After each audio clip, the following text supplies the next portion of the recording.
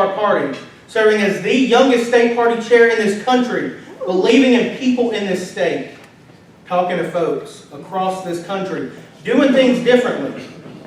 Friends, I'm humbled by the opportunity to introduce our chair and my friend, Anderson D. Clayton.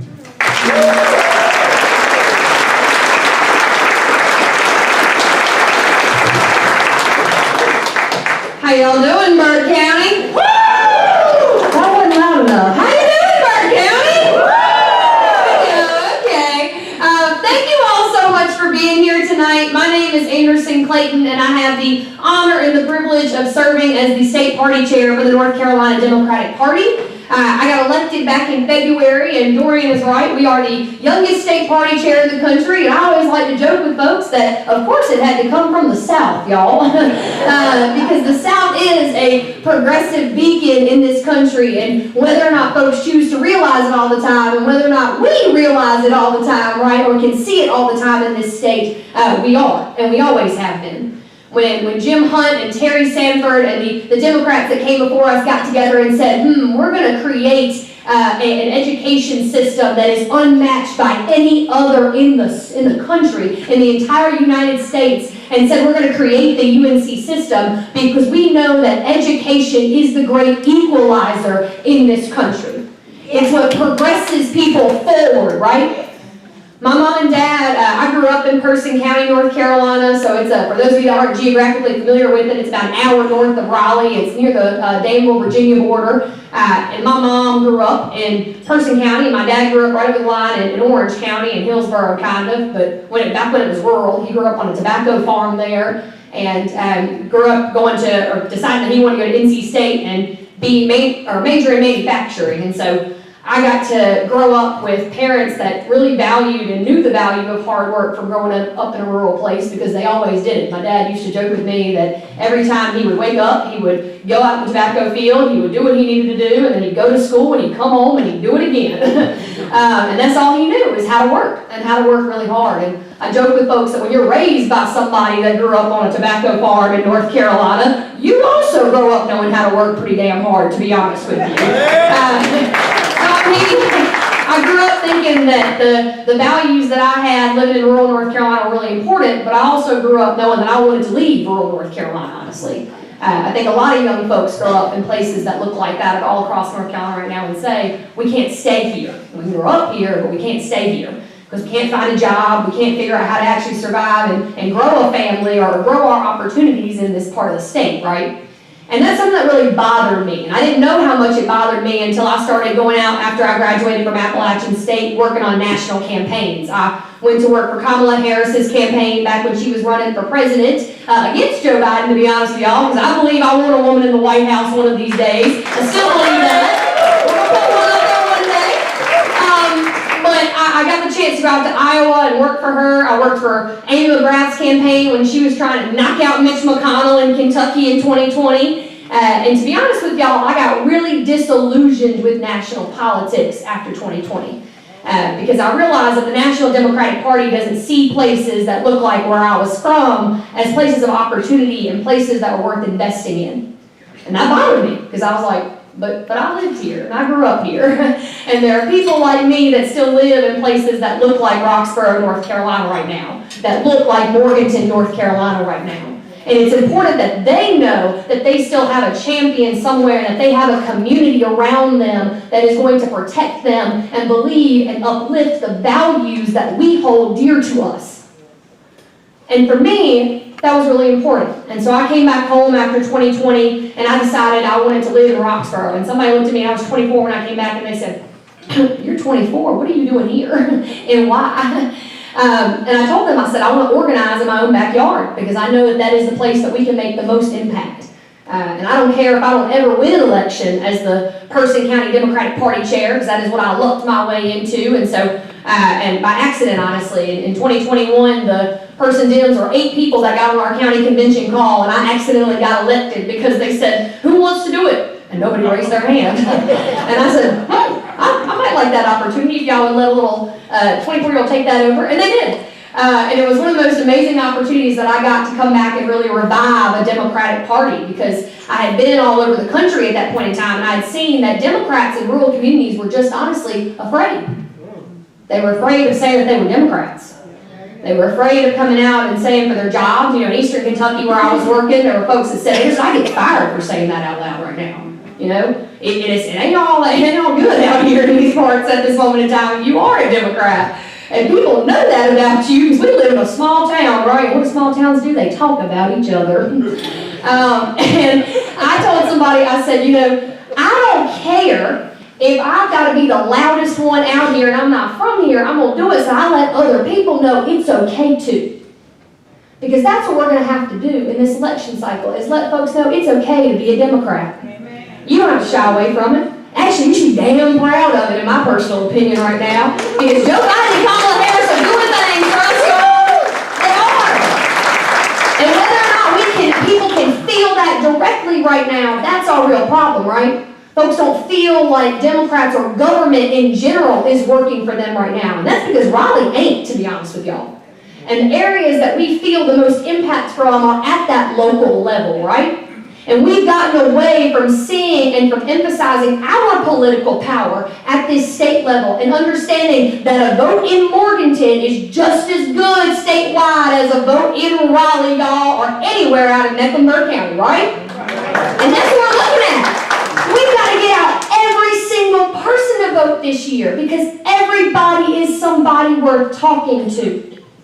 And I joked with folks, I said, you know, my dad back in 2016 voted for Donald Trump. And it was a hard conversation when I went home that Thanksgiving after I had been a fellow for Hillary Clinton's campaign, and I tried to get, you know, I was working really hard for it and everything. And he looked at me, and my mom works in healthcare. My sister's a 7th grade science teacher. I looked at him and I said, you got 3 women that surround you right now. How on earth could you have been that stupid? Honestly, truly.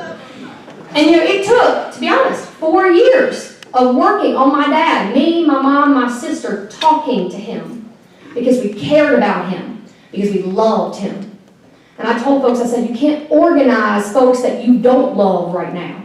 And I know that we all got family members that we've stopped talking to because they probably did vote for Donald Trump at one point in time. And some folks in this room are going, Anderson, I ain't got no family members that did that. Lucky. You're lucky. Okay? You're lucky. Because some of us did. And we need to talk to the people in our lives that only we can talk to about why that's not something they should do again. Because they're smarter than that this time. Donald Trump fooled a lot of people that look like and are existing in places that look like rural North Carolina right now. And my dad was one of them. My dad lost his job in 2007. He used to work in Hickory, North Carolina at Jones Fabric. And he loved manufacturing. He went from working on a tobacco farm like I was talking about earlier to working in a weed room, and he loved it. Loved making things with his hands, right? Because that's what North Carolina was known for at one point in time throughout rural North Carolina, is the fact that we did that and we're proud of it. And he felt so resentful after he lost that job, and he blamed Democrats. And he didn't realize he's blaming the wrong people for it, because those folks never told him that he was blaming the wrong people.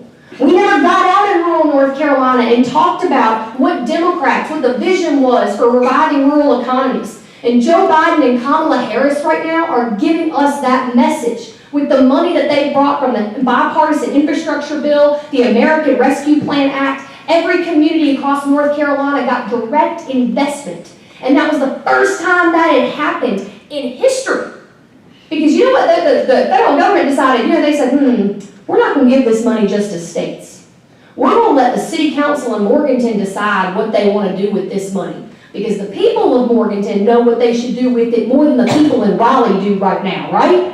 And that's a powerful thing. Because we do know what's best for our own communities. And Raleigh is trying to sit there and tell us what's best for us. And we're not going to let them in 2024 do that anymore to us, y'all. Right?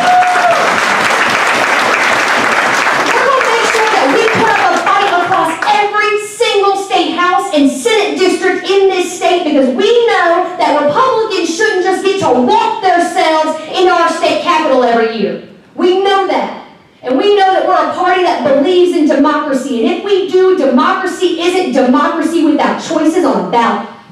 So you need to ask yourselves right now, are you writing a check or are you running for office? And if you're writing the check, the Burke County Dems, Janae, he'll be happy to take it afterwards, I'm sure. So make sure you're emptying your pockets out, everybody, too, tonight, if y'all don't mind. Make sure you're donating to the Burke Dems. We need to support everybody at the local level especially. But I tell people that because I say, people often look at me and they're like, Anderson, well, how are you going to get these folks to run for office? And honestly, it's not been hard. All you had to do was say one thing. We left 44 seats uncontested last cycle. We left 44 seats, the most we've ever left in state history, uncontested. Now, why on earth did that happen?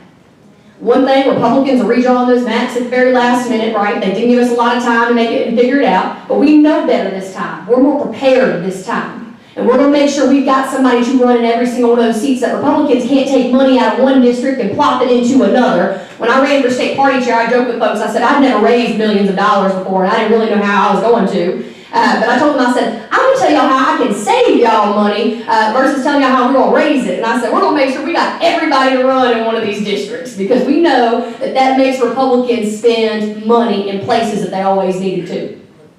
We're going to make Republicans run for office. That's something they always should have to do. They shouldn't be able to slide into home plate without y'all. I'm from a place, and I tell people often, when I became the Person County Dems chair, I said, I don't care if I don't ever win an election. It's about putting up a fight. It always is. And the reason why that North Carolina doesn't look like Florida right now, doesn't look like Tennessee right now, is because the Democratic Party and everybody in this room has always put up a fight, y'all. We have. We've been under Republican oppression in North Carolina for 13 years. They've been trying to underfund us, undercut us, and do everything that they can to tear us apart. The Republican Party has. And we haven't let them yet. But we're getting close. And 2024 is going to be a big defining year for this party. But I'm telling y'all, we're going to work as hard as we possibly can across all 100 counties to let them know what Democrats are standing for and standing up to in this election cycle, which is Republican extremism, which is racism, which is fascism, which is everything that we stand against as a party in this state, y'all, and in this country. When folks up here earlier talking about democracy, we believe that every vote should count. And a Republican insurrection just try to tell us that it shouldn't, right? They're threatening us. And we're about to say, hell to the no, y'all ain't doing that in North Carolina.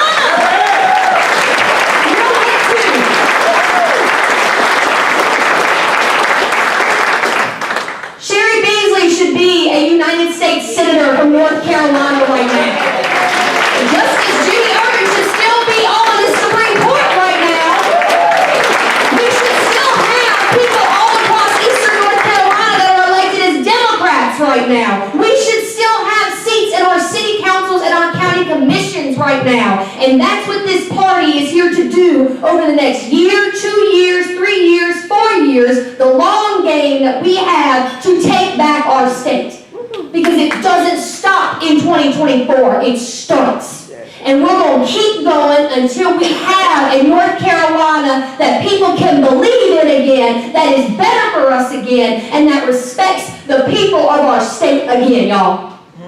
So I hope that every single one of you here tonight digs in deep, finds that energy, and gets out and decides, I'm going to knock doors this year, I'm going to raise money this year, I'm going to make phone calls this year, I'm going to talk to my church this year, my book club this year, the Rotary Club this year. I mean, everybody this year about why voting is so important and why we cannot let Republican extremism strangle our state anymore, y'all. That's what we're going to do this year. So, yeah. Sorry, I'm on a wind up here. But look, I just want to say, thank you all so much for being here tonight. I tell folks often, you could be anywhere else, and after the last 3 years of the pandemic that we have been through, it's hard, and time is finite. And you're choosing to spend your Saturday with this party and giving that to us, and I value that so much.